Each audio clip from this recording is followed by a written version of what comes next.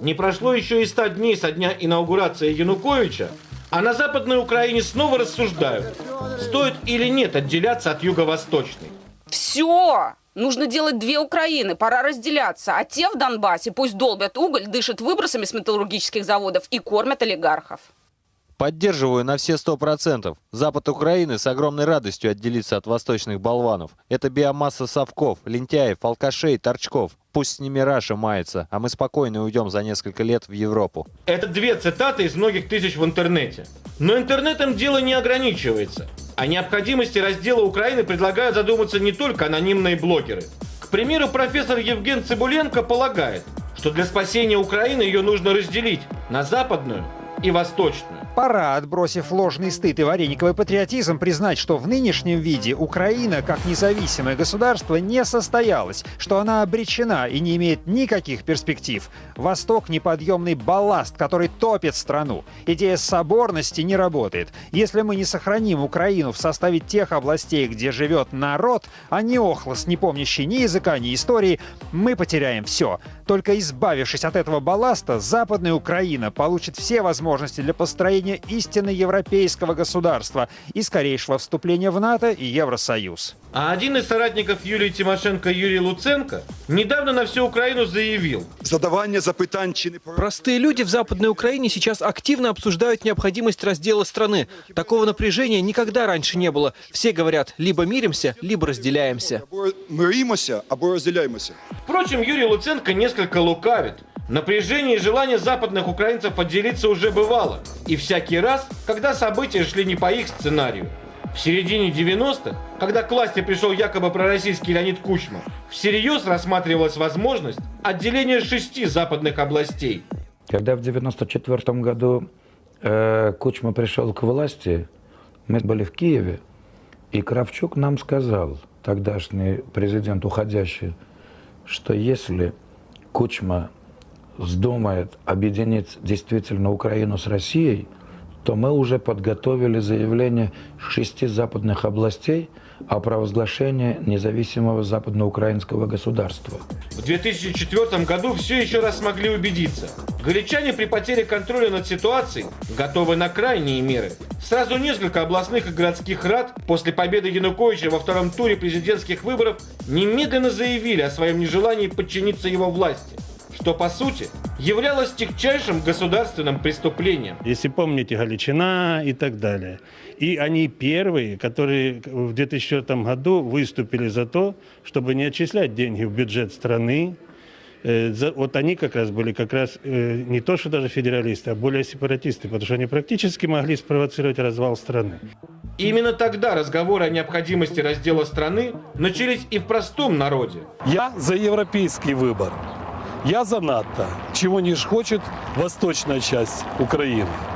Потому я я желаю раздела Украины. Особенно после приезда данных товарищей. Теперь данные товарищи с востока Украины приехали не только на Киевскую площадь, но и во все главные кабинеты. И западноукраинский политикум снова поставлен перед выбором: борьба за власть или раздел территории. Ресурс борьбы за последние годы изрядно подистощился, а раздел территории – дело привычное. В свое время так делали все борцы за независимость Украины, в том числе Мазепа, Скоропадский и Петлюра. Конечно, нельзя сказать, что Украина прямо завтра разделится. Вы знаете, элиты не заинтересованы. То есть часть радикалов, она бы не против, да? А элиты не хотели бы. То есть они все еще считают, что можно найти компромисс. Однако есть и другие мнения. Как показывает история, все попытки примирить те же Галичину и Донбасс никогда успехом не заканчивались. В начале 2019 года торжественно в Киеве, возле Святой Софии, было провозглашено объединение Западноукраинской Народной Республики и Украинской. Но они по факту не объединились. Все равно осталось 2 правительства, 2 армии, Диева армия УНР и Галицкая армия, как назывались вооруженные силы Западноукраинской Республики. И между ними осталась граница по речке Збруч. И там по-прежнему стоял пограничный контроль.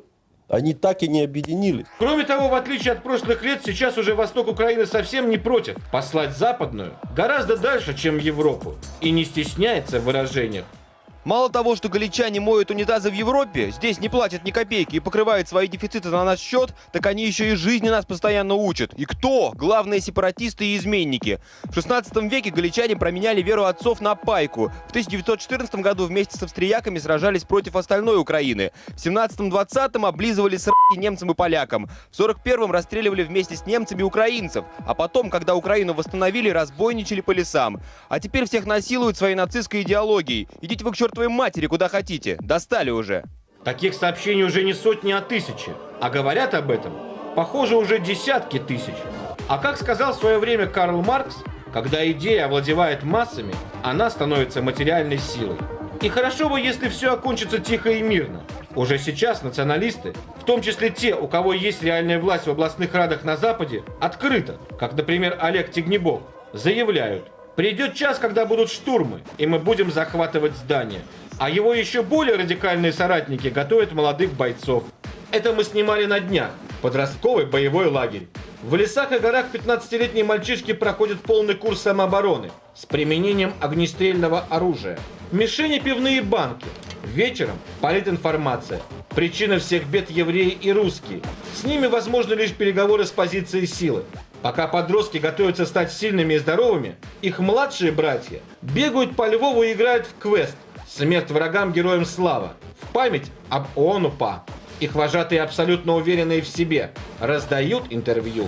Совсем скоро народ сам пойдет против власти, если она его не будет устраивать. Мы возьмемся за вилы и косы. Народ пойдет на восстание. Я точно знаю, мирно все это не закончится. Мы ждем, когда власть наделает столько ошибок, что люди поднимутся. И тогда мы поможем их организовать. Недавно оппозиция организовала Комитет национального спасения Украины. Но все больше людей задаются вопросом: не нужно ли организовывать Комитет национального спасения от такой оппозиции?